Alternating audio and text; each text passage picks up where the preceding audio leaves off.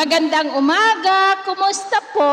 Narito po ulit ang update natin para sa lagay ng ating panahon ngayong umaga po ng September 4, 2025. Sa ngayon po ay wala na tayong binabantayan na sama ng panahon dito po sa loob ng Philippine Area of Responsibility.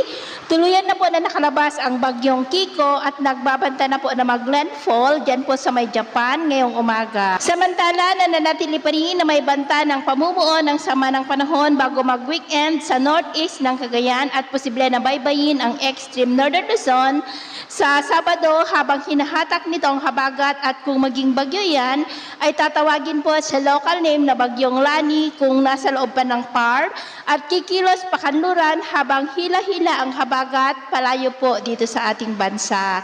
Next week, pansamantala na walang habagat dito po sa atin. At sa ating long-range forecast, maliban sa banta ng sama ng panahon this weekend, ay wala naman pong nakikita na bagyo na tatawid dito sa ating kalupaan for the next 2 weeks. At sa lagay ng ating panahon, ngayong madaling araw ay maayos naman po ang panahon sa malaking bahagi ng bansa maliban lamang sa mga tsansa ng mga isolated rain sa ilang bahagi ng Cagayan, coastal areas ng Pangasinan, Zambales, Bataan, Coron sa may Palawan, Marinduque, southern part ng Quezon, Camarines Provinces, Legazpi, Sorsogon, Masbate, Northern Samar at Dinagat Island. At mamaya ay sisikat naman po ang araw sa malaking bahagi ng bansa pero may tsansa pa rin na maulap na kalangitan with isolated rains lalo na sa northeast ng Cagayan, coastal areas ng Pangasinan, Zambales, Bataan, Bulacan, Metro Manila, southern part ng Quezon, Northern Samar, Northern Palawan, Holosulu, Tawi-Tawi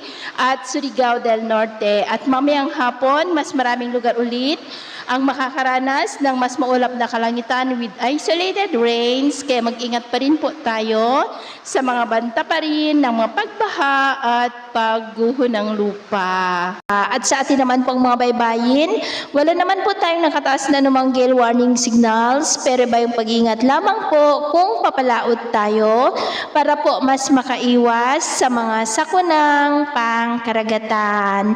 So ito lang latest update natin sa araw na ito. At ako pumili si James na nagsasabing sa kahit na pagsubok po na darating sa ating buhay, huwag na huwag po tayong mawawalan ng pag-asa. Thank you and God bless!